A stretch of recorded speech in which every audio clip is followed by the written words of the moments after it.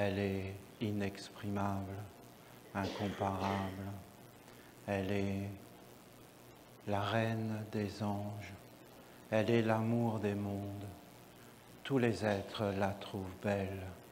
Elle est le bonheur, la splendeur, la douceur. Elle est la merveille des merveilles. La rencontrer, c'est inestimable.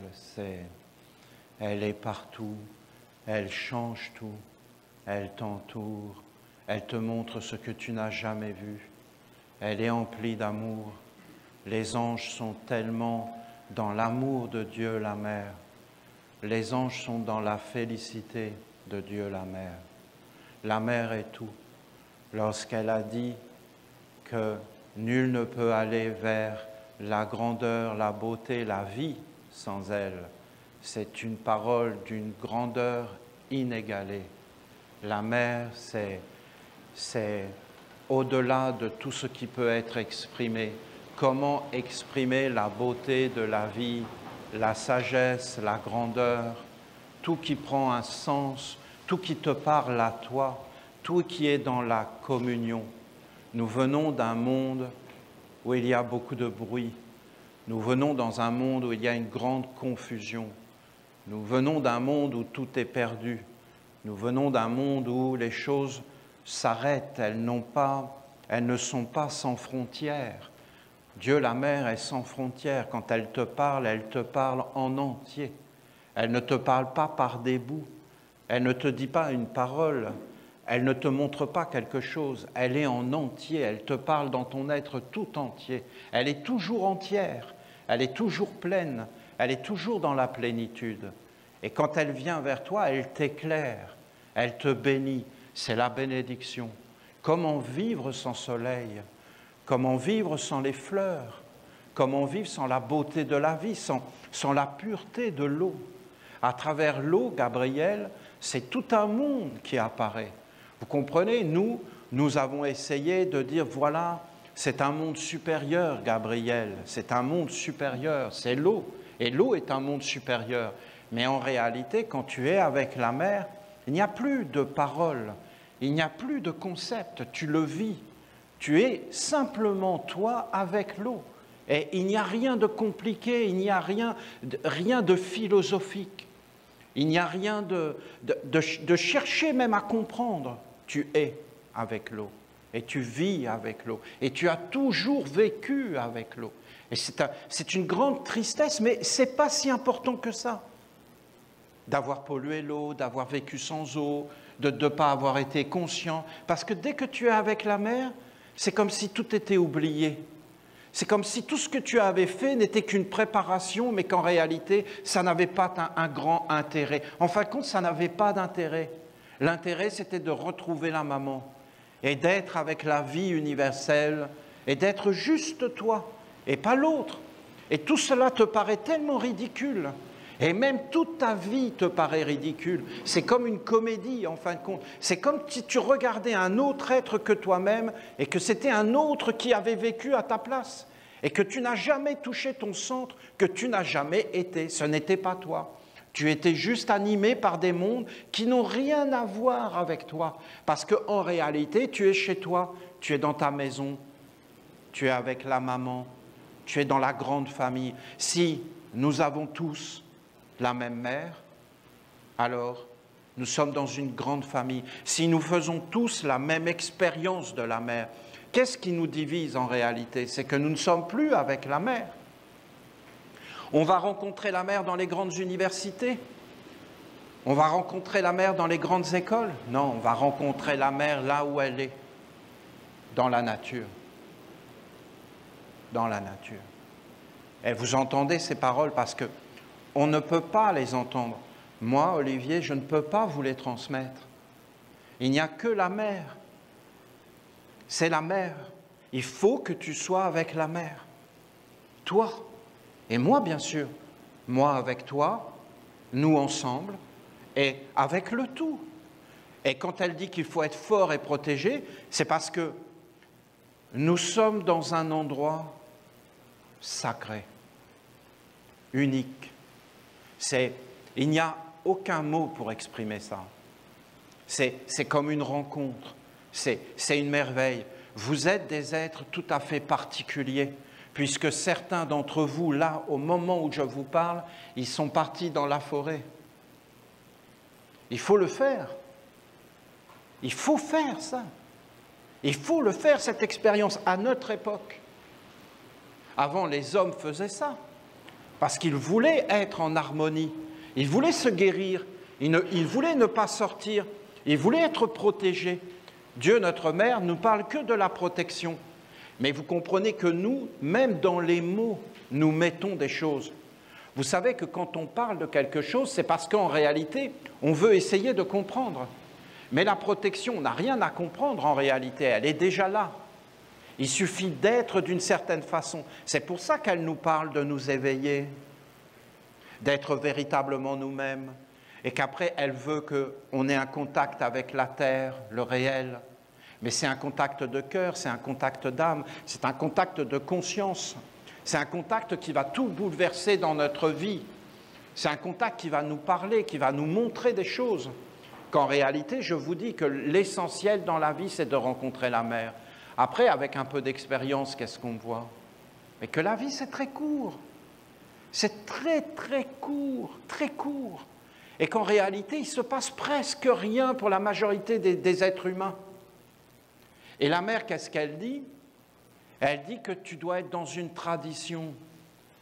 Mais en fin de compte, je vous dis, la tradition, qu'est-ce que c'est? C'est la mémoire. Et qu'est-ce que c'est la mémoire? Eh bien, c'est toutes les expériences que nous faisons dans notre vie. En fin de compte, quand on parle du livre du savoir, on parle de la mémoire. Et quand on parle du livre de la vie, on ne parle pas du tout d'une vie dans le corps. On parle d'une mémoire vivante. Et en fin de compte, qu'est-ce que c'est la vie dans le corps? Si ce n'est pas une écriture sur la terre, dans l'eau, dans l'air et dans le feu, de la mémoire et de ce que nous sommes. Et nous inscrivons dans ces éthers, dans ces mondes tout autour de nous, la mémoire de ce que nous sommes. Et je peux vous garantir que dans notre vie, nous n'en vivons pas beaucoup des expériences. Et si tu regardes ta mémoire, eh bien tu vas voir qu'en réalité, ce n'étaient pas des expériences divines, des expériences grandioses, des choses qui inscrivent la tradition, qui la bénissent. Et après, les êtres, ils vont répéter et répéter les mêmes paroles, les mêmes, chargés des mêmes mémoires, des mêmes âmes. Vous avez des millions d'âmes sur la terre qui sont convaincus que Jésus a dit « Nul ne va au Père sans passer par moi ». Alors que quand Jésus l'a dit, il parlait de Dieu la Mère. Vous allez me dire que c'est un détail. Mais ça change tout, mais tout. Le fait que nous soyons en train de parler de ça, c'est en train de dégager des mondes. Nous sommes des êtres vivants. Nous avons un rôle à jouer. Nous sommes des créateurs du ciel et de la terre. Et en fin de compte, si nous nous trompons, non seulement nous inscrivons cette erreur à l'intérieur de nos cellules, de notre vie, et nous allons les rencontrer, car nous ne vivons pas dans des corps, nous vivons dans des éthers de mémoire, de sensations, de perceptions que nous nous transmettons à travers les siècles. 2000 ans où les êtres ont dit « Nul ne peut aller vers Dieu sans Jésus ». Alors ça va induire des pratiques, des croyances, des façons de regarder le monde. Mais si on comprend que c'est Dieu la Mère, ça veut dire que c'est les animaux. Ça veut dire que c'est les plantes. Ça veut dire tout ce que vous faites aux petits. Quand il parlait des petits-enfants qui devaient venir, il parlait de Dieu. Et il parlait de l'enfance. Ça en change beaucoup de choses. On est obligé de faire attention à certaines choses. La vie, c'est pas n'importe quoi. Je suis obligé comme de m'éveiller. Est-ce que c'est négatif de s'éveiller? Mais non, c'est un art de vivre. Tu es là, tu t'éveilles, et tu t'éveilles. Et tu ne t'éveilles pas dans les choses négatives. Tu t'éveilles dans le bonheur. Tu t'éveilles dans la douceur. Regardez autour de vous, tu t'éveilles. Devant le soleil, tu t'éveilles. Devant le vent, tu t'éveilles. Devant les arbres, tu t'éveilles. Devant la montagne, tu t'éveilles. Devant tes pieds, tu t'éveilles. Tu t'éveilles et tu es un être de tradition et de mémoire. Donc tu vas essayer de vivre une expérience avec le soleil pour mettre une mémoire en toi et d'avoir des expériences qui ouvrent avec les anges, avec la douceur, avec la simplicité, sans peur, d'être calme, d'être posé, et en fin de compte, de ne pas te faire attraper par ce qui n'est pas toi, de ne pas te faire voler, de ne pas te faire entraîner dans tes mondes où tu ne dois pas aller. Et en fin de compte, tu as une discipline. Et je peux vous garantir que d'avoir une discipline, c'est une force, c'est un bonheur, c'est des règles, c'est des valeurs. Et tu es dans un cercle de protection. Et tu ne vas pas commencer à faire n'importe quoi, parce que tu vas t'éveiller, tu ne vas pas manger n'importe quoi, tu ne vas pas être comme ça, sans aucun fondement, à croire tout ce qu'on te dit, à te manger tout ce qu'on te propose. Mais tu as une mère, tu as une tradition, tu as des valeurs, tu es comme dans une protection, tu te remets en question. Ta maman ne te juge pas, ta maman ne te condamnera pas, ta maman va te prendre dans les bras. Est-ce que c'est dangereux ? Bien oui, ceux qui vivent et qui ont besoin de la peur pour vivre, qui ont besoin d'être condamnés pour vivre, qui ont besoin d'être menacés pour vivre, bien ceux-là, bien sûr. Ceux-là, qu'est-ce que vous voulez ? Ceux qui se moquent de tout, ceux qui n'ont aucun respect, bien sûr, c'est évident, pour leur propre mère. Bien sûr que ceux-là, ils ont besoin d'être enchaînés et qu'ils ont besoin, en fin de compte, d'être menacés. Mais est-ce que c'est la majorité des êtres? Et est-ce qu'on vit avec amour, avec respect, avec dignité, donc en fin de compte avec notre mère? Parce que notre mère est plus grande que tout. Votre chant, il a été directement vers Dieu la Mère. C'était comme une caresse. Ne croyez pas que nous sommes rien. Ne croyez pas que lorsque nous chantons, que lorsque nous marchons, nous sommes tout seuls. En réalité, nous faisons des expériences vivantes et des rencontres et des échanges. Et en fin de compte, l'amour, c'est un monde supérieur de regarder, de sentir, de vivre. Ce que vous vivez ici sur cette terre, il n'y a aucun mot. Et ceux qui sont en train de passer leurs initiations, il n'y a aucun mot pour décrire la beauté dans les mondes subtils.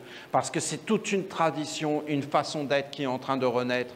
Et je peux vous dire que c'est parce qu'un être est dans la peur, qu'il est enfermé, qu'il n'a de temps pour rien, qu'il est pris par des mondes qui, en fin de compte, ne produisent rien, n'amènent rien. Mais en réalité, tous les hommes de la terre, si jamais ils pouvaient voir la mer, toutes les traditions, tous les peuples, nous sommes un. Il n'y a pas une tradition, il n'y a pas un peuple qui est supérieur à un autre peuple, parce qu'en réalité, tous les peuples ont été bénis par la mer, et toutes les traditions ont été bénies par la mer, et toutes les traditions ont connu la mer, et tous les peuples ont connu la mer. Et c'est quand ils se sont éloignés de la mer que c'est devenu quelque chose de profondément négatif et malsain, et qu'après ils se sont tous entretués. Parce que la mer est notre bien commun, la mer est plus grande que tout, la terre est une merveille. Et si nous commençons à aller vers la mer, alors tous les anges vont descendre, parce qu'en réalité, tous les êtres veulent que nous soyons fidèles et que nous soyons avec notre mère et que nous soyons dans le respect de tous les règnes et de tous les êtres. C'est une expérience inouïe, c'est une chance, une bénédiction. Nous sommes dans une bénédiction. Et même de pouvoir entendre les paroles, parce que vous comprenez bien que ce sont des paroles du silence. Ce ne sont pas des paroles qui sont destinées à être prononcées. C'est prononcé, et en même temps, ça doit être dans le silence. Et c'est uniquement dans l'espace du silence, à l'intérieur de toi, dans ton cœur, dans ton âme, dans ta dévotion, que tu pourras entendre ces paroles. Et quand tu entends ces paroles, tu es avec la mer. Et quand tu es avec la mer, tu es bien. Tu es dans ton être. Tu as trouvé ta place. Tu es dans la bénédiction. Ça te parle. Ça peut te chambouler. Hein. Ça peut remettre toute ta vie en question. Hein. Tu peux te regarder et voir que ce n'est pas toi qui as vécu. Tu peux voir des choses. Mais tu fais une expérience. Tu fais une expérience unique. Peut-être après, tu vas retourner dans le monde et tu ne seras pas capable. Parce que être capable, ce n'est pas si évident que ça. On a le droit de ne pas être capable. Hein. On n'est pas obligé de tout savoir faire. Parce que être capable, ça n'arrive pas comme ça. Il faut être capable. Si tu es capable, c'est que tu as travaillé, c'est que tu t'es fait un corps avant. Si tu n'as pas travaillé, que tu t'es pas fait de corps avant, ça va être très difficile d'être capable. Nous avons le droit de ne pas être capable. Nous avons juste à dire, voilà, je ne suis pas capable. Et qui va t'en vouloir? Et qui va te jeter la première pierre? Et qui va te condamner? On ne va jamais condamner l'honnêteté. Personne ne va condamner l'honnêteté. On va toujours condamner le mensonge, d'avoir dit des choses qui étaient fausses, d'avoir dit que tu étais capable alors que tu n'étais pas capable. Qui va te reprocher de ne pas être capable? Alors si tu as été vers la mer et que tu as fait une expérience avec elle et qu'elle t'a parlé, que tu as vu clair, peut-être qu'après tu retournes dans le monde et que tu n'es pas clair. Mais je te garantis que l'expérience que tu as faite avec la mer est une mémoire vivante dans la tradition qui ne va plus jamais s'éteindre. Et que peut-être dans une autre vie, la mémoire va te revenir et là tu vas commencer à devenir capable. Parce qu'on ne devient pas capable du jour au lendemain. Tout ça, c'est des illusions. C'est des illusions de nous faire croire qu'en réalité, parce que ce serait spirituel, alors tout est possible, tout est instantané. Oui, les anges vivent de cette façon. Les anges vivent dans l'instantanéité. Mais en réalité, ils ne vont jamais vers le côté sombre. Donc c'est pour ça qu'ils sont, parce qu'ils sont restés en accord avec ce qu'ils sont. Et si tu es en accord avec ce que tu es, je peux te garantir que tu ne manques jamais de rien. Parce qu'en réalité, Dieu prend soin de toi. Ah oui, mais il me faut ça, il me faut ça, il me faut ça. Oui, ça, c'est des inventions de ce qu'il te faut parce que tu ne te connais pas. Et tu peux très bien être totalement à côté de toi-même et croire des choses qui sont fausses. Et vous croyez que c'est tellement incroyable de croire des choses qui sont fausses? Mais je vous dis que c'est des millions d'êtres qui ont cru que nul n'allait vers Dieu sans passer par Jésus. Alors comment ils font les autres qui n'ont jamais rencontré Jésus? Ça veut dire que 2000 ans avant, ce n'était pas possible d'aller vers Dieu. Ça veut dire que tous les autres peuples qui n'ont pas connu Jésus, parce qu'ils sont combien à avoir connu Jésus? 300. Donc tous les autres ne peuvent pas aller vers Dieu. Mais quand on est dans des croyances, on y est. Hein. Et plus c'est absurde, et d'ailleurs plus on y croit. Ça n'a rien à voir avec la réalité. C'est tellement beau. Je ne peux pas vous parler comme la mer. Ce n'est pas possible, je le vois. La mer est un Dieu. Elle, quand elle parle, tout est clair. Et d'ailleurs, elle veut être avec toi. Et regardez le message de la rencontre, de la réconciliation, de la fête, de la célébration, d'être dans les bras, de s'embrasser. S'embrasser est très important. Être dans les bras, c'est très important. C'est des anciennes traditions. On se dit bonjour, on s'embrasse. On se prend dans les bras. On doit être pris dans les bras du soleil, des arbres, de la nature. On ne devrait pas créer de mauvaises relations avec les animaux, avec les égrégores. On ne devrait jamais amener de mauvaises mémoires qui peuvent être transmissibles. On devrait faire attention à toutes nos relations. On ne devrait jamais sortir de la sagesse. On devrait demeurer humble et ne jamais sortir de soi-même. Et de l'éveil, et de la vigilance, et de la protection qui sont les anges, la bonté, et qui est donc la mère. Est-ce qu'on va se tromper? Bien sûr. Est-ce qu'on va faire des erreurs? Bien sûr. Nous ne sommes pas vierges. Nous portons des mondes et des mondes avant nous. Des situations vont se produire parce qu'elles veulent manger. Et en fin de compte, vous avez des disputes, des événements, des conflits qui vont arriver parce que c'est très ancien. Ne croyez pas que ça arrive maintenant. Ça arrive avant.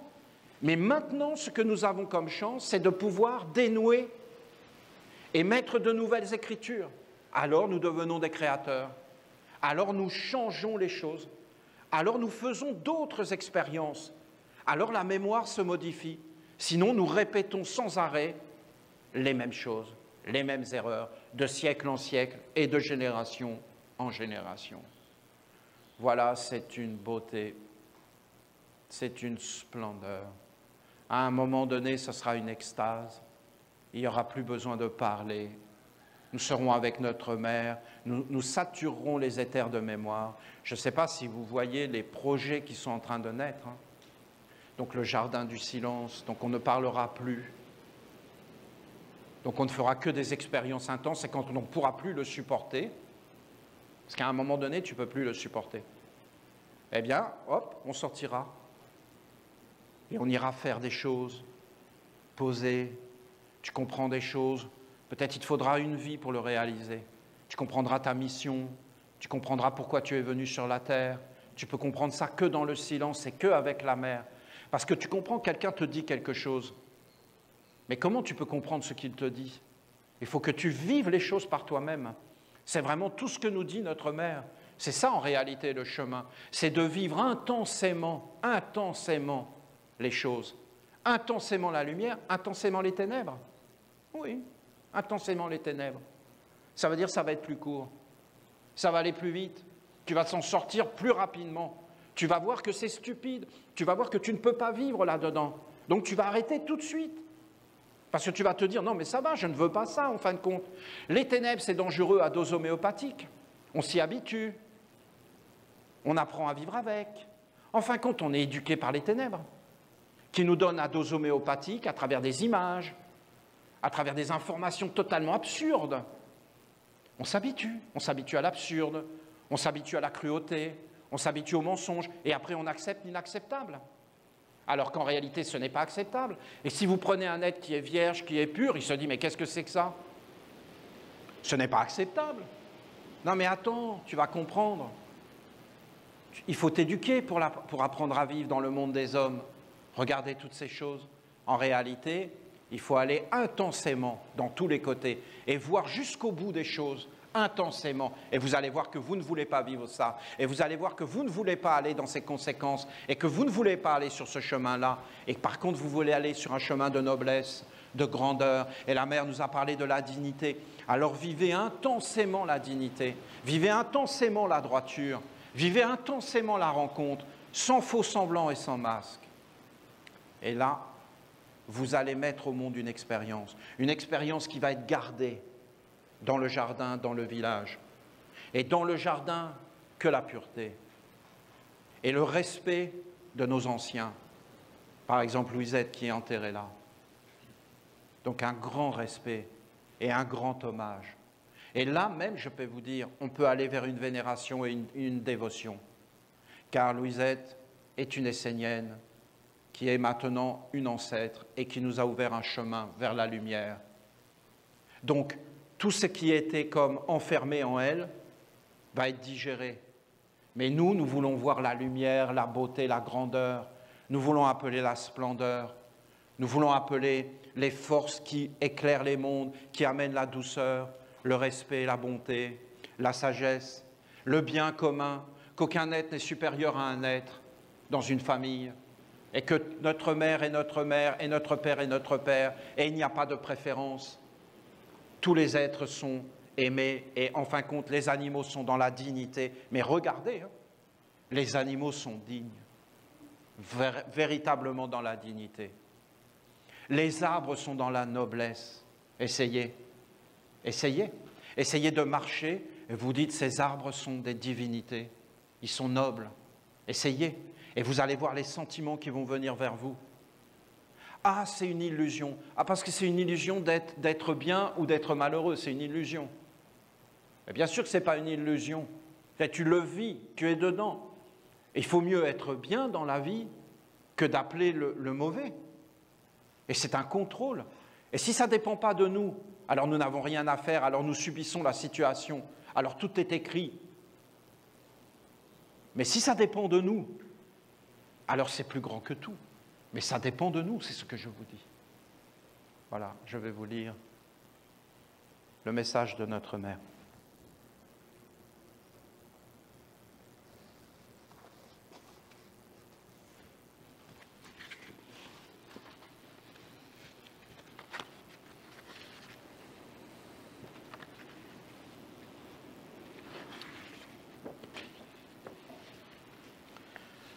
Je vous ai enseigné. Présentez-vous devant moi comme un enfant. Tu l'imagines? Tu es dans la nature.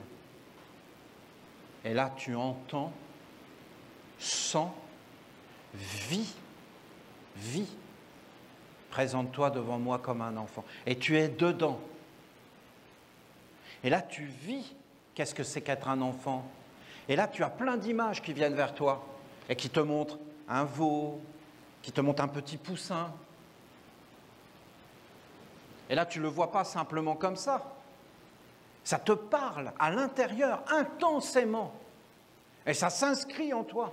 Et tu ne peux plus l'enlever. Tu vois qu'est-ce que c'est qu'une maman. Tu le vois vraiment. Et là, tu te mets à comprendre des choses. C'est Dieu la mère est avec toi. Les anges aussi. Les anges font ça. Quand les anges sont là, c'est lumineux, c'est clair, tout te parle, tu te réconcilies, le mal ne peut plus t'atteindre. Tu vois que c'était des erreurs, des fautes, des fausses interprétations. Tu es empli. Je vous ai enseigné, présentez-vous devant moi comme un enfant. Cela est ma sagesse. Et on pourrait dire, cela est moi, mon être. Tu seras toujours un enfant. Moi, je suis un papa. Mes enfants, ils sont grands maintenant, mais ils restent des enfants. Et ils pourraient avoir 70 ans, ce seraient des enfants. Voilà, c'est comme ça. Je ne sais pas pour vous, mais c'est comme ça. Et c'est même plus des enfants quand ils sont grands, parce qu'il faut encore plus prendre soin d'eux que quand ils étaient petits où c'était trop facile. Mais quand ils sont grands, ça devient compliqué. Je n'avais pas compris ça, moi, personnellement. Voilà. Non, parce que la vie est une découverte permanente. Et je m'aperçois que quand ils sont petits, c'est serein. Et quand ils sont grands, c'est quand ça commence à marcher que ça devient compliqué. Je voudrais que vous compreniez ce qu'est cet enfant intérieur. Qu'est-ce que c'est beau! Et nous-mêmes, nous serons toujours un enfant.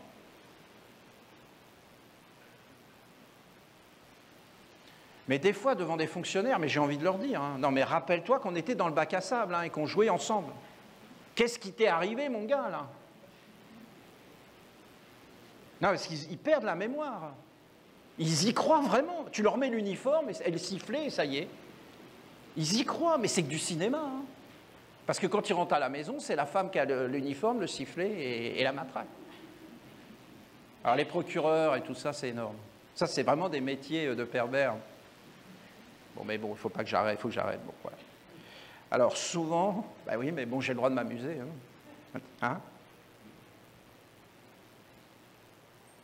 Souvent, l'enfant est associé à l'innocence.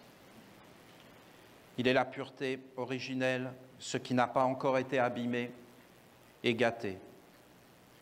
C'est le nouveau, le renouveau, ce qui est vierge comme une page blanche sur laquelle rien n'est encore vraiment écrit.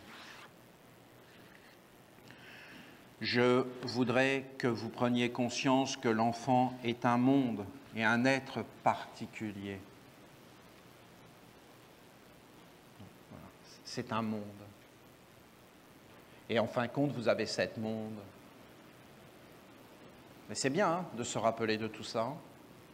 Ce sont des mondes. Ce n'est pas le même être. Quand tu étais un enfant, tu n'étais pas le même qu'après quand tu as eu 14 ans, qu'après quand tu as eu 21 ans. Mais tu es pourtant toujours le même. Est-il une page blanche? Oui et non. En vérité, il est déjà habité par des mondes cachés, autour de lui et en lui, qui attendent pour se révéler. Un enfant est un messager et aussi un missionnaire. Il vient sur la terre comme une graine qui doit s'enraciner et accomplir un travail. Tout cela est inscrit en lui et vous devez savoir le lire. Le potentiel de sa vie est déjà écrit en lui et il va juste se dérouler devant lui comme vos ancêtres déroulaient un papyrus pour en découvrir le contenu. C'est une vision grande de la vie que vous devez porter dans votre cœur. On ne devrait jamais sortir de la sérénité. Jamais. Les éducateurs devraient être sereins. On devrait être dans cette attitude de savoir qu'aucun homme ne peut contrôler quoi que ce soit. Et on devrait être toujours dans l'accueil, la vigilance, la spontanéité. En fin de compte, on devrait être toujours des enfants. Un enfant, il n'a rien prévu. Un enfant, il découvre, mais il est dans l'aura de ses parents. Il est protégé. Mais lui, il est en train de découvrir. Il ne s'attend pas à quelque chose. Il n'a pas fait de plan. Ça se déroule et il constate. Est-ce qu'on peut changer les choses? Oui, sûrement. C'est très complexe. Vous vous rendez compte dans quels états ils arrivent aujourd'hui? Et le monde qu'il y a autour d'eux, c'est plus du tout la mer. Vous croyez réellement qu'ils peuvent faire leur mission, qu'ils peuvent s'accomplir, qu'ils vont atteindre la plénitude? Tu sais ce que je veux dire? Quand tu es arrivé au bout de quelque chose, et que c'est fini, et tu te sens comme libéré. C'est une libération. N'oubliez pas que le bout est toujours une libération, que c'est toujours un accomplissement, et que ça doit être une fête, une grandeur, une plénitude, et pas un néant, et un rien. C'est la chose la pire au monde. Regardez les humains, regardez bien toutes ces choses. Tout ça, on le vit au quotidien.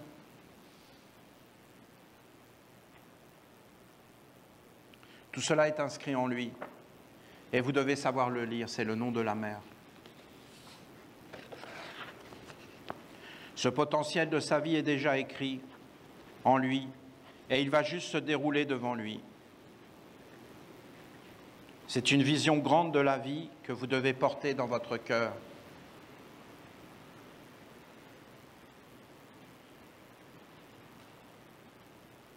Essayez d'entrer, que la mère vous parle. La mère, elle va vous dérouler tout ça dans une grande imagination à l'intérieur de vous. Vous allez tout vivre. C'est comme ça qu'elle fait. Ce qui est beau dans un enfant, c'est qu'il y a une partie en lui qui est neuve, qui est libre.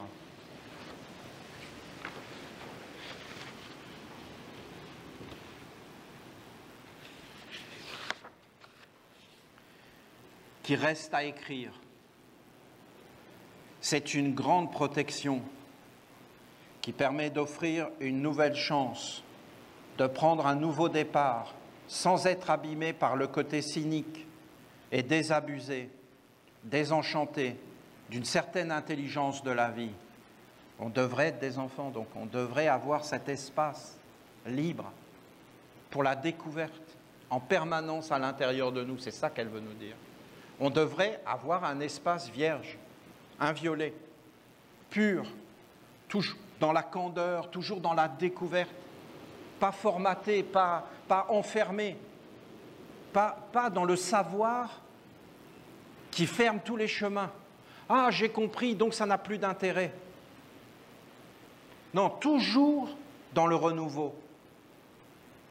Le soleil est toujours nouveau. Le ciel est toujours nouveau. Les couleurs sont nouvelles, je ne les connais pas. D'être dans le non-savoir, voilà. Bon, elle dit tout un monde. C'est une grande protection qui permet d'offrir une nouvelle chance.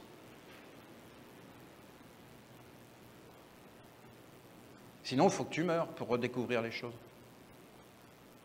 Et là, tu reviens, mais tu as des nouveaux yeux. Et tu recommences, mais il y a la même mémoire.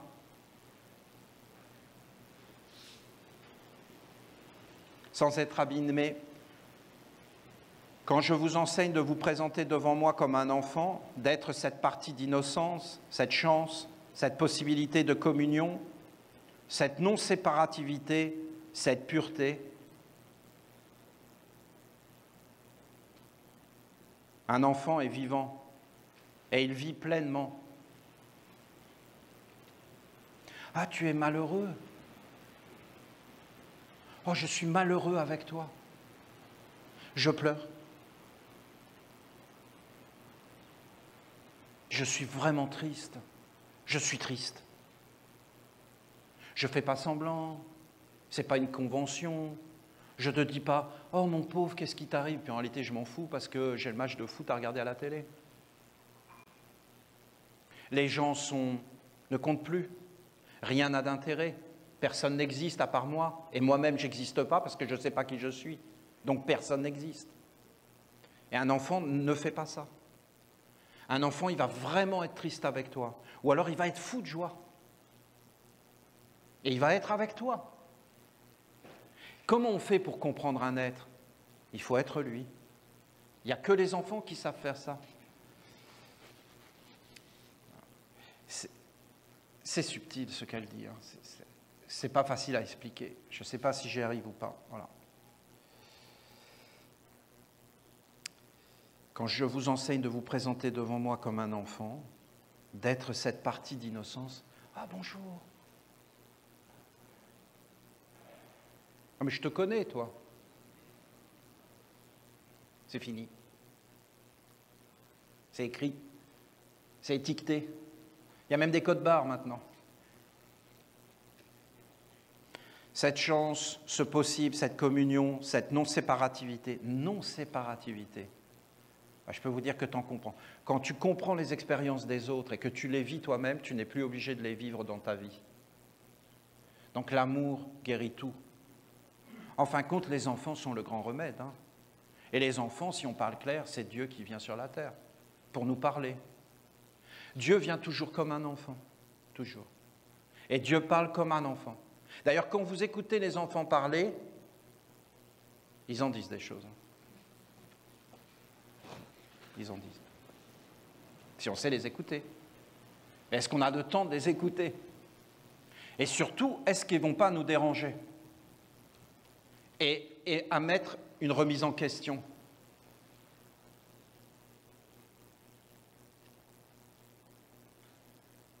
Un enfant est vivant et il vit pleinement. En dehors de ses instincts vitaux, il n'y a pas d'avidité, de calcul, de peur, d'aspect existentiel, d'une double personnalité, comme il est possible de rencontrer chez un adulte. Un enfant, il a faim. Il a faim. Et si tu ne lui donnes pas à manger, tu t'en prends une. Hein. Et c'est direct. Hein. Vous regardez un enfant téter, il faut que ça coule. Et si ça ne coule pas, que ce n'est pas le bon débit, la bonne température, n'importe quoi, tu t'en prends une. Donc, en dehors de ces instincts vitaux, il n'y a rien. Il n'y a pas de double personnalité, il n'y a pas de double langage, il n'y a rien de caché. Tout est apparent, tout est visible. L'adulte n'est plus entier, il est divisé, car il y a une partie qu'il montre et une autre qu'il cache. Il a été éduqué dans le mensonge. Il est animé par des intérêts secrets qui le gouvernent et qu'il ne montre pas. Mais il n'en est pas forcément conscient. Hein. Il n'en est pas forcément conscient. C'est d'ailleurs pour ça qu'il n'y a plus de transmission de pensée. Hein. On s'amuserait, hein, je peux vous dire. Il y aurait une lecture de la pensée. Qu'est-ce que ce serait marrant? 5 minutes, hein, puis après ça devient banal. Mais au début, c'est marrant. Cela l'anime, entre dans ses yeux son magnétisme, ses oreilles, ses gestes. Paradoxalement, l'adulte est personnalisé dans l'éphémère. Il est comme l'ombre du corps qui veut vivre avec le corps. Ainsi, il veut les choses pour lui, pour cette ombre dont la racine est la soif d'existence. La soif. Là, elle va décrire les vampires, hein, pour être tout à fait clair. La soif d'existence. C'est terrible. Tu as toujours soif, tout le temps. Et tu n'es jamais rassasié. C'est l'enfer. Et ton Dieu, c'est le corps. Et tu es entièrement dépendant du corps. Et sans lui, tu n'as plus d'existence. Et tu veux sans arrêt plus d'existence, plus d'expérience, des sensations, des émotions, des perceptions, pour l'amener sans arrêt dans cette soif qui ne s'arrête jamais. Voilà ce qu'elle dit. Ainsi, il veut les choses pour lui, pour cette ombre dont la racine est la soif d'existence. et la soif d'existence dans l'éphémère, dans le moment présent. Pour cela, il est toujours en éveil, toujours dans la soif, dans le désir, dans l'analyse, la comparaison, la peur. Il regarde avec la volonté de contrôler, de maîtriser, d'imposer son point de vue. Il a des idées préconçues et veut que l'existence et le déroulement soient comme il l'a pensé et prévu. Tout doit être comme il pense, avec son analyse. Il n'y a plus de découverte, il n'y a plus d'innocence, de communion avec le grand. Il est enfermé dans le corps. Et il n'a plus d'existence propre. Il vit uniquement en dépendance du corps et de tout un monde éphémère qu'il a créé pour être alimenté. Vous avez l'analyse de la mer, qu'est-ce que c'est précis, hein? Parce qu'avec ça, on peut tout comprendre, le monde, les banques, le commerce international. Regardez, tout ça, c'est juste une soif d'existence. Et en fin de compte, c'est du vampirisme. C'est les êtres de la nuit qui sont derrière.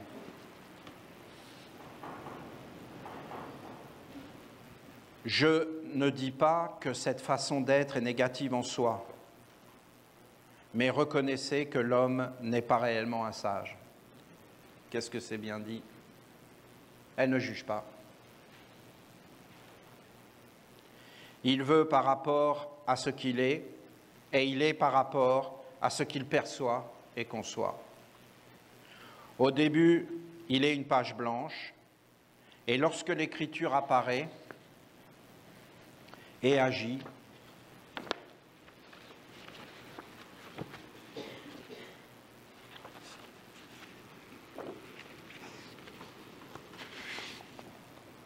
alors il peut être enfermé en cela et ne plus être capable de concevoir autre chose. L'enfant, lui, n'est pas enfermé dans le corps et dans les Écritures. Il est un animiste. Tout est possible et rien n'est encore figé. Il est avec le soleil, il est avec l'arbre. Il ne l'a pas enfermé, il ne l'a pas défini, il le vit. Il n'est pas enfermé dans le corps. D'ailleurs, regardez des tribus animistes. Ils ne se disputent pas réellement. Et ils sont toujours dans le partage, la communion. Ils sont un seul être. Ils ne sont pas divisés. Ils ne sont pas enfermés en eux-mêmes. Ils sont dans le partage, la communion.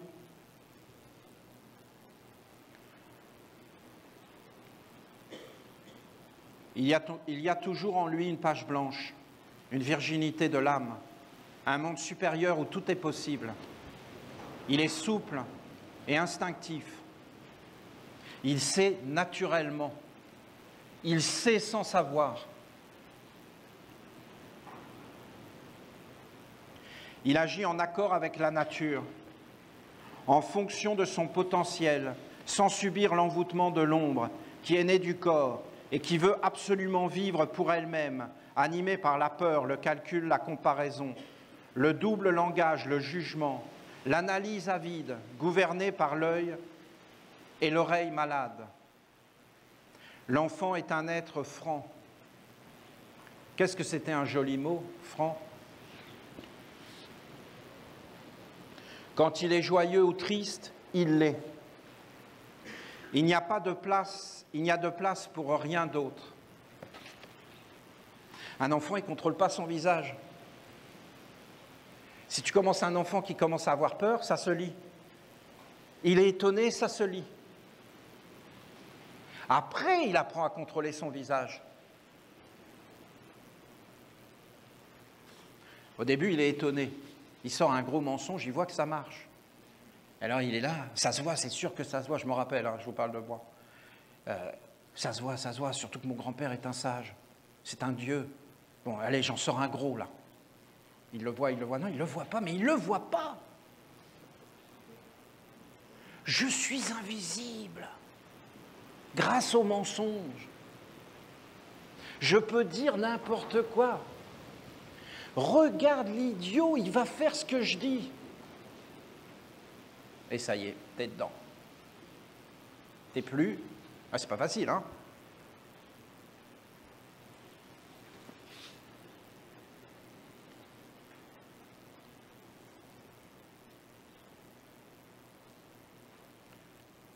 Quand il est joyeux ou triste, il l'est. Il n'y a pas de place pour rien d'autre. Il ne peut pas être triste et faire semblant d'être joyeux, donner le change, cultiver un monde d'apparence et de faux semblants.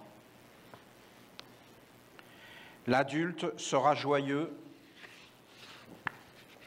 à cause de la situation, la circonstance, la bienséance ou pour signer un contrat.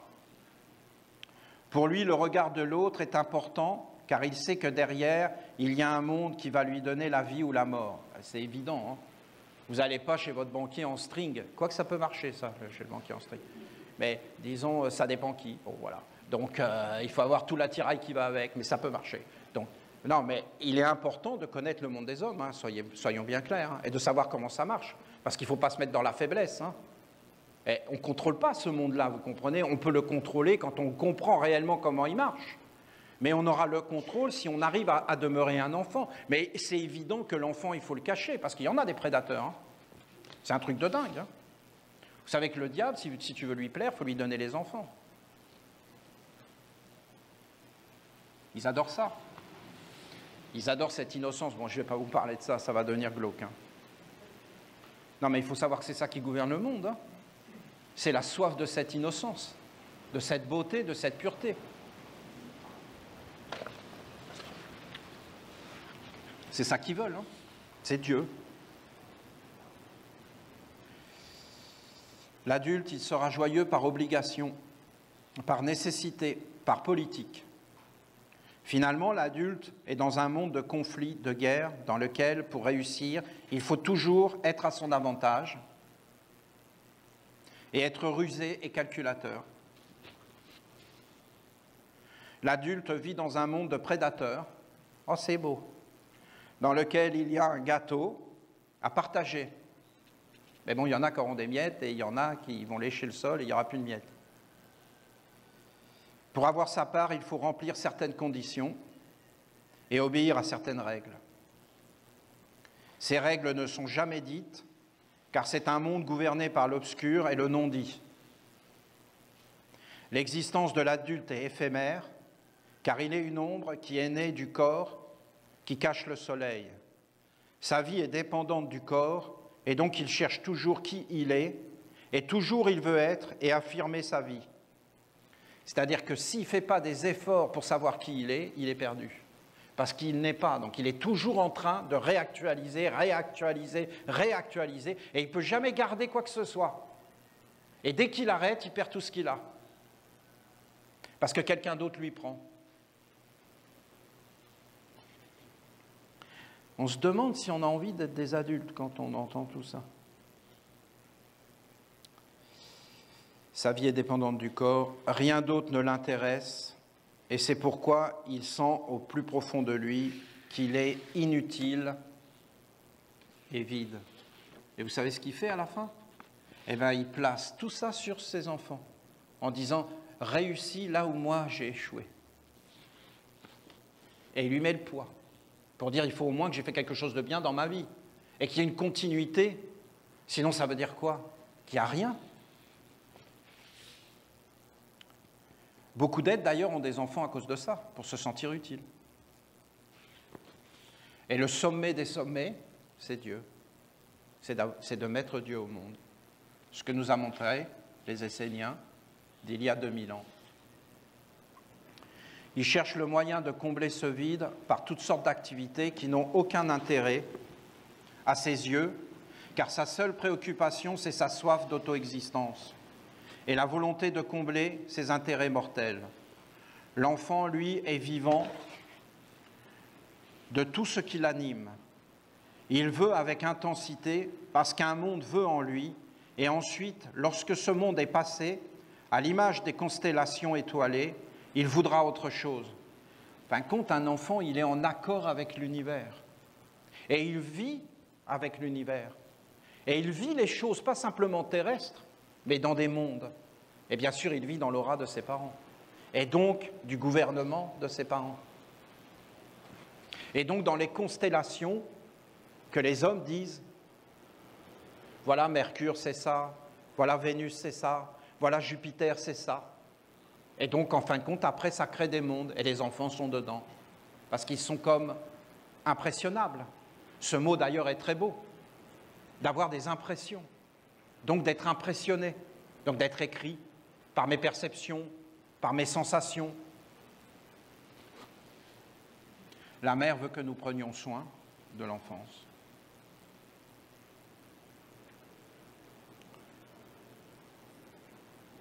Il vit dans une sorte d'union cosmique, en harmonie avec des influences qui l'environnent. Son âme respire encore avec l'universel, avec la magie des mondes animistes. Il vit avec les pierres, et pourtant, il n'est pas fermé. Il n'y a pas en lui de concept arrêté. Il est juste vivant. Lorsque je vous enseigne l'état d'être de l'enfant, pour vous approcher de moi, je vous parle de cela. Quand Jésus a dit « Laissez venir à moi les petits-enfants », il parlait de ça.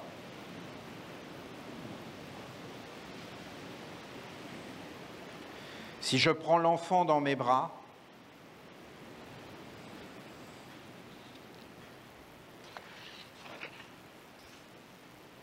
lorsque je vous enseigne l'état d'être de l'enfant, pour vous approcher de moi, je vous parle de cela. Si je prends l'enfant dans mes bras, il l'acceptera. Il s'abandonnera à sa maman.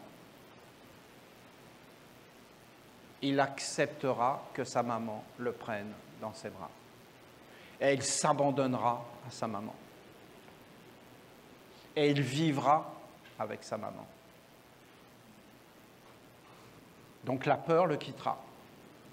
Et il y a un lien très puissant entre Uriel et Dieu la Mère. C'est très très puissant. Mais notre œuvre sera grande si nous posons nos 4 pères sur la mer. Ce sera inouï. Parce que, mais Uriel et Dieu la Mère, quand ils se rencontrent, parce que Uriel nous a dit « Sois libre de peur ». Et quand tu es avec ta maman, tu es libre de peur. Tu es dans ses bras. Tu manques de rien. Tu n'as besoin de rien d'autre que la mère. L'amour de la mère. Et après, peut-être, on pourra entendre enfin nos pères nous parler avec leur sceau, le travail, la santé.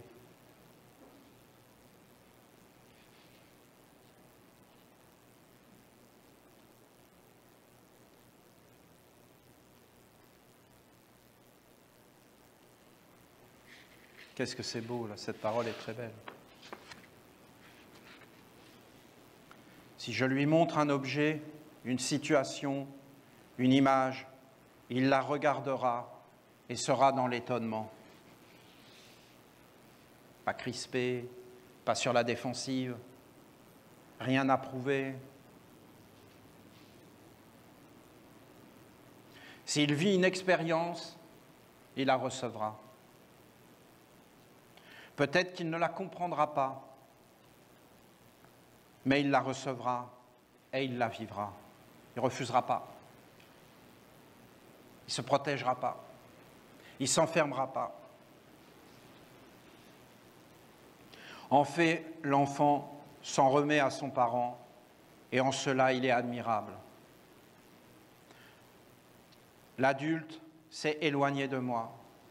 Il n'est plus en accord avec moi. Il y a un abîme entre lui et moi. Il est devenu une ombre qui a peur de tout. Il ne peut plus faire autrement que de vivre dans le royaume des ombres. Si je m'approche de lui, il est effrayé. Il cherche à comprendre.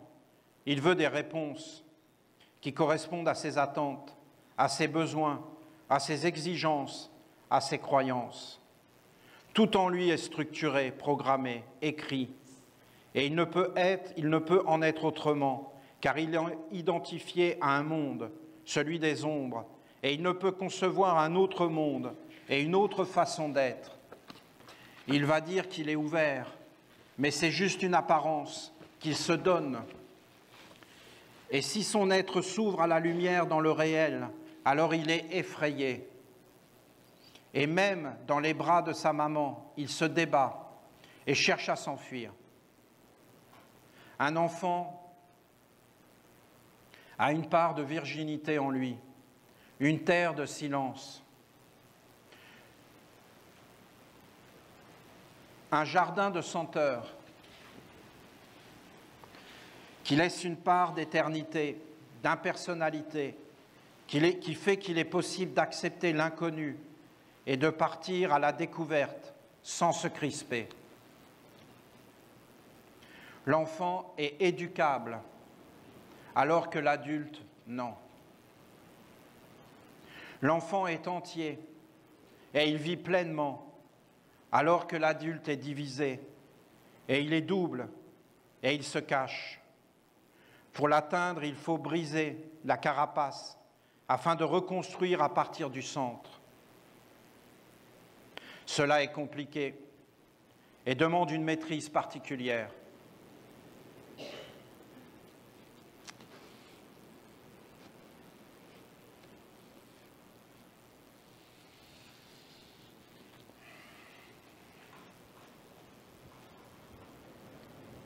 Vous êtes des enfants, parce que vous allez voir la mère et vous êtes dans ses bras. Et nous sommes en train de faire apparaître le jardin dont elle parle. Et vous en êtes entièrement remis, et vous êtes dans la découverte. Et peut-être j'ai été une mère pour vous, peut-être. Peut-être, mais peut-être ça ne se dit pas ces choses. Mais si vous êtes dans le silence et que vous lisez ça, où elle parle du jardin, mais quelle œuvre, hein?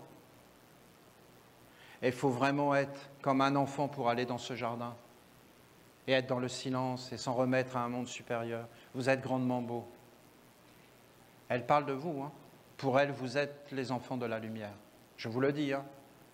Ne vous identifiez pas aux adultes dont elle parle, parce que les adultes dont elle parle, ils sont où vous voulez, là, tout autour. Et ils sont bien dans leur carapace. Mais vous l'avez brisé. Alors allez jusqu'au bout maintenant.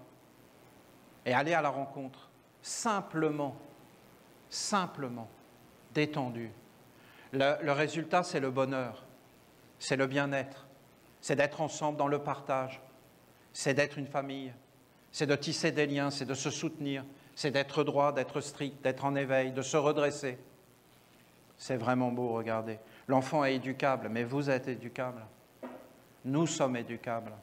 Moi, je le fais devant vous, si vous voulez. Je m'agenouille devant la mère et je lui demande l'éducation. Moi, je veux apprendre et travailler sur moi. Nous sommes ensemble, réellement, c'est très beau. Partir à la découverte sans se crisper. Je ne vais pas dire que moi, je ne me suis pas crispé, hein. Je reconnais tout ce que la mère dit. Et quand la lumière vient, c'est effrayant. Oui. Quand on est dans un corps. Après, quand on n'est plus dans le corps, non, ça, tu y vas comme ça. Tu es heureux. Mais on est dans des corps et on doit travailler sur la terre. Hein. Et on est venu pour accomplir une mission et écrire une page. Et je peux vous dire qu'on est en train de le faire parce que c'est le jardin. Vous avez le temple du passage ici, c'est une merveille. Vous avez le temple de l'amour qui est en train d'être construit. Vous avez des frères et sœurs qui en ce moment même sont en train d'aller dans le grand mystère d'entrer dans les bras de la maman. C'est en train de s'inscrire et d'ouvrir un chemin. D'autres vont suivre. Et le chemin est ouvert. Et regardez, l'enfant est entier, il vit pleinement, alors que l'adulte est divisé. Il se cache. Pour l'atteindre, il faut briser la carapace, afin de reconstruire à partir du centre. C'est ce que j'ai fait toute ma vie, briser les carapaces.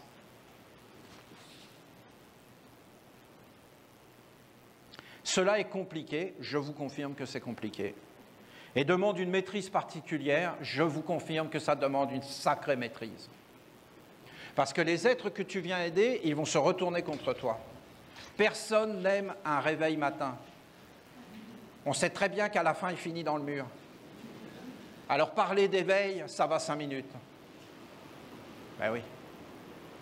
Donc qu'est-ce que tu vas faire dans la vie? Réveil matin. Ça demande une maîtrise particulière.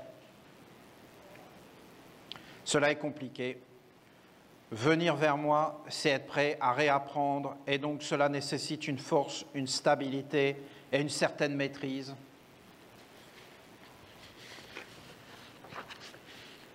Une éducation afin d'être capable d'éveiller le centre profond et de se tenir là avec moi dans la terre du silence, la terre de la merveilleuse, d'entrer dans la féerie, dans la plénitude, la spontanéité, l'envol, le feu de l'enthousiasme, la découverte. Accepter d'être guidé et de ne pas savoir avant de découvrir. Découvrez ce que vous ne connaissez pas, ce que vous n'avez jamais imaginé, jamais envisagé. Allez là où vous pensez qu'il n'y a rien et laissez ce rien venir à votre rencontre. Il ne faut pas faire ça dans le monde des hommes, hein, parce qu'il n'y a vraiment rien. Ce qui va venir à ta rencontre, c'est rien. Non, et dans le monde des hommes, il faut être protégé. Hein. Vous marchez les fesses serrées, parce que ça peut venir par derrière, et vous êtes en éveil, et vous longez les murs. Dans le monde des hommes, vous avez mes conseils. Et il faut vous ouvrir uniquement quand il y a le cadre. Hein. Quand tout est en harmonie, quand tout est dans la clarté, là vous pouvez vous ouvrir. Devant le soleil, devant un arbre, devant une rivière, vous pouvez vous ouvrir. Vous pouvez, avec la mer, vous pouvez vous ouvrir. Dans la nature, vous pouvez vous ouvrir, mais vous ne devez pas vous enduire de miel. Il y a quand même des règles dans la nature, croyez pas, il faut être vigilant, il faut être attentionné tout le temps. Tu ne peux pas enlever ça.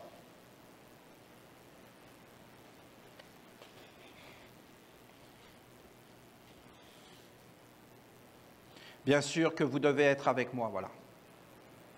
Pour faire ça, vous devez être avec la mer. Voilà. Et uniquement avec la mer. Pour faire ce genre d'expérience, car je suis celle qui veille, qui guide et protège. Elle dit qui elle est.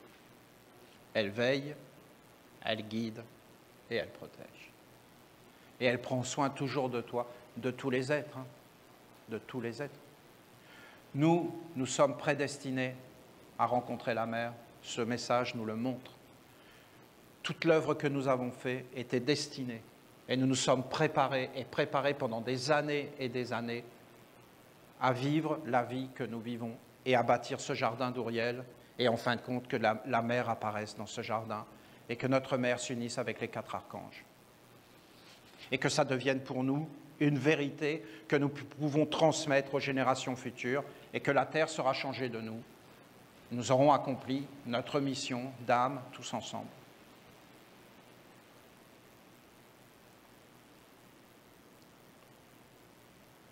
Lorsque vous êtes dans le bon cadre, que vous avez les bonnes conditions, alors ouvrez-vous comme un enfant peut le faire. Soyez prêts à vivre quelque chose, une rencontre avec intensité. Éveillez votre vie intérieure et soyez actifs. Et soyez ouverts et faites des expériences de beauté, de grandeur. Et laissez-vous emporter par le parfum, par la lumière. Et vivez des expériences intérieures intenses. Soyez certains qu'avec moi, il y a toujours un trésor à découvrir, une merveille à expérimenter, un bonheur à éprouver, une sagesse à gagner. Ne soyez pas double, ne cherchez pas toujours à vous protéger, ne soyez pas toujours dans la volonté d'analyser et de comprendre avant de vivre. Ne passez pas votre vie à faire des mots croisés et à tout mettre dans des cases. Ne cherchez pas toujours à avoir une résonance et à gagner une miette pour l'emporter dans votre terrier. Envolez-vous vers l'inconnu.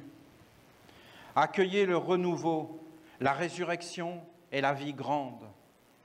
Laissez votre maman vous diriger, à droite et à gauche. Ne cherchez pas à ce que les mondes soient comme une ombre a décidé, mais laissez le soleil et son océan de lumière sage vous enseigner et vous animer. Ouvrez-vous, apprenez l'émerveillement vers le nouveau qui se lève dans l'ordinaire.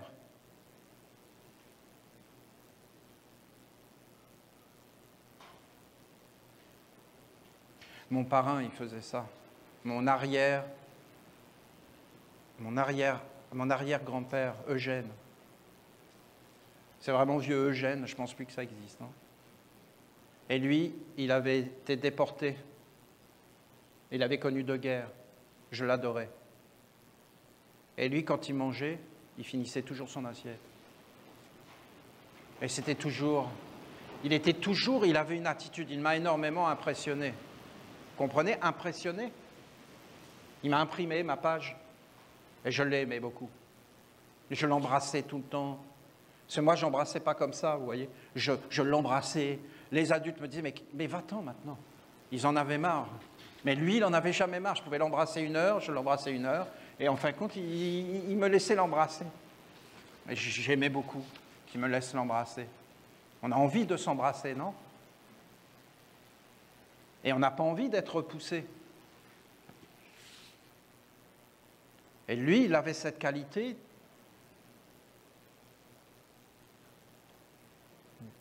de s'émerveiller du rien. De regarder une chose et de s'émerveiller. Les enfants font ça. Ils vont jouer 1 heure avec un caillou. Et ils vont mettre tout un monde à l'intérieur. Ils sont dans leur monde. Hein. Avec des esprits, ils parlent avec des choses. Ils prennent un bâton, ils deviennent Don Quichotte, un mousquetaire. La Belle au bois dormant, ils embrassent pendant 1 heure le bâton. Il n'y a rien de plus compliqué que de rencontrer un être qui souffre de sa vie, qui veut changer, mais qui veut en même temps absolument garder ce qui le fait souffrir. Je pense qu'elle parle de nous tous. Hein. La force d'un enfant, c'est que s'il rencontre le mal, il ne s'attache pas et abandonne cette voie. Lorsqu'il n'aime pas, il ne le fait pas. Lorsqu'il veut, il se met en mouvement et fait tout pour obtenir. Pourquoi le fait-il? Lui-même ne le sait pas et ne veut pas le savoir. C'est comme cela qu'il est éduqué et c'est de cette façon qu'il entre dans l'apprentissage. Qu'est-ce que c'est beau! On devrait faire un monde pour les enfants où tout est dans une bénédiction. Il n'y a plus forcément à chercher à comprendre quoi que ce soit. Il y a juste à vivre. Ainsi, il va vers le nouveau. Il n'est pas dans la non-éducation ou dans un semblant, mais il est justement dans l'apprentissage. C'est cela, un enfant. Voilà.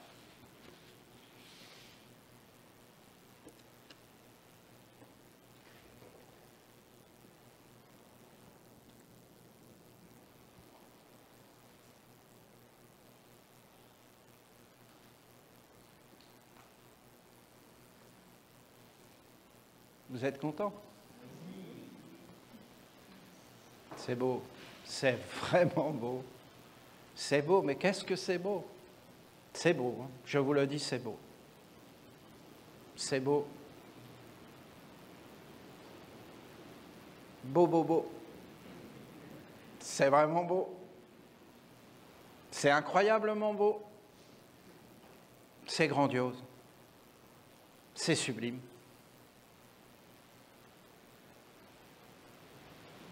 Il n'y a aucun mot, pour moi,